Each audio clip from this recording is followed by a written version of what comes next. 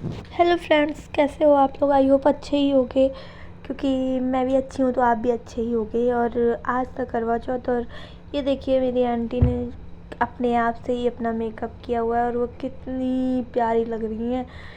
मतलब अकेले ही थी तो मैं जा भी नहीं पाई, और फिर जल्दी जल्दी इन्होंने ये तैयार हुई और तैयार होकर ऊपर गई। तो मैंने कहा मैं उनकी वीडियो बना दूँ, और हम लोग को लग रहा था चाँद निकला हुआ नहीं था, लेकिन जैसे ही इधर उधर देखा तो सामने वाला घर था वो बहुत ही ऊंचा बना हुआ था, इस वजह से चाँद नहीं दिख रहा था। और एकदम से चाँद दिखा तो इन्होंने, आंटी को प्यास भी बहुत तेज़ लगी थी, आंटी ने कहा वो देखो चाँद दिख गया है।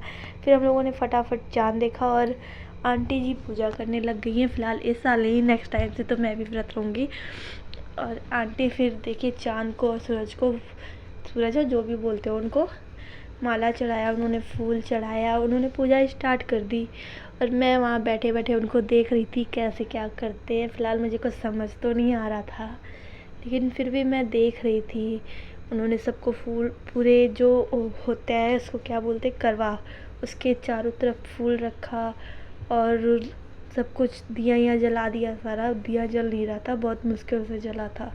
फिर इन्होंने बनाया था लड्डू, उसको पता नहीं क्या बोलते हैं, आटे का लड्डू होता है कोई, चावल के आटे का। उसको फोड़ रही थी, वो फूट ही नहीं रहा था, वो इतना टाइट हो रखा था कि किसी के सर पर मार दो तो सर फूट जाए।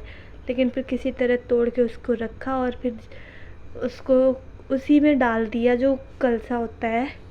उसके बाद उन्होंने फ्लावर चढ़ाया, टीका लगाया कलसे पर, और फर्श पे भी टीका लगाया जहाँ पे चाँद सूरज बना रखा था। और फिर अगरबत्ती जलाया, अगरबत्ती तो जल नहीं रही थी, तो जो दिया जल रहा था उसी दिए को जलाकर उसी से उन्होंने अगरबत्ती जला ली।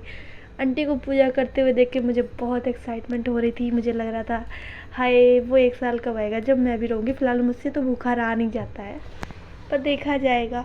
मैं रहूँगी तो चाँद शायद जल्दी ही आ जाए, क्योंकि मैं तो पागल हूँ, बुला ही लूँगी। पागलों के कहने पर तो सब आ जाते हैं। फिर आंटी ने जलाया फटाफट अगरबत्ती और पूजा करने लगी चाँद भगवान की, क्योंकि अंकल इतने सुंदर हैं, वो चाँद से कम नहीं है। तो जैसा तो जैसी बात, आंटी ने फटाफट अगरबत्ती दिखा ली, और फिर वो अगरबत्ती को वहाँ लगा रही थी, वो जल्दी से लग नहीं रही थी। और आंटी को थोड़ा पैरों में प्रॉब्लम है, तो उठने बैठने में प्रॉब्लम होती है, तो मुझसे कह रही हैं बैठने की वीडियो मत बनाइयो मेरी। मैंने कहा ठीक है, नहीं बनाऊँगी।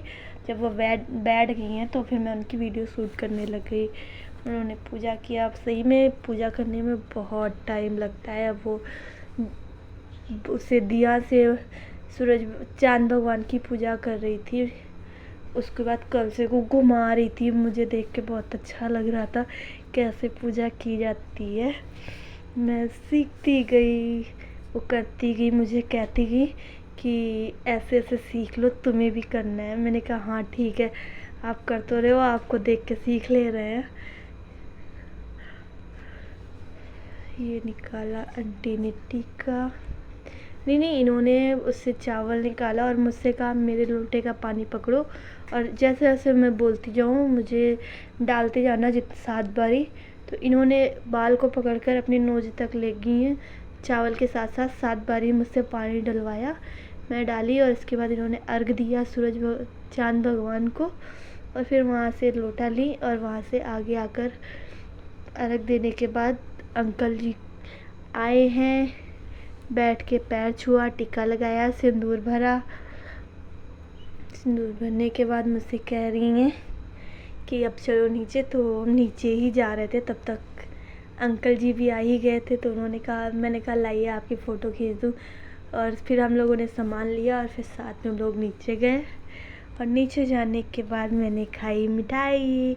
आंटी के अंकल जी से कहने लगी अब मैं आगे आगे चलूँगी और तुम चलोगे पीछे पीछे, क्योंकि आप पीछे चलो हमेशा तो आगे रहते हो, लेकिन आज नहीं रहोगे आप आगे, क्योंकि आज मैं रहूँगी आगे। अब हमें आगे रहने की आदत है, आप पीछे रहने की आदत डाल लो। क्योंकि अब मैं आपकी कितने साल पुरानी धर्मपत्नी बन चुकी हूँ।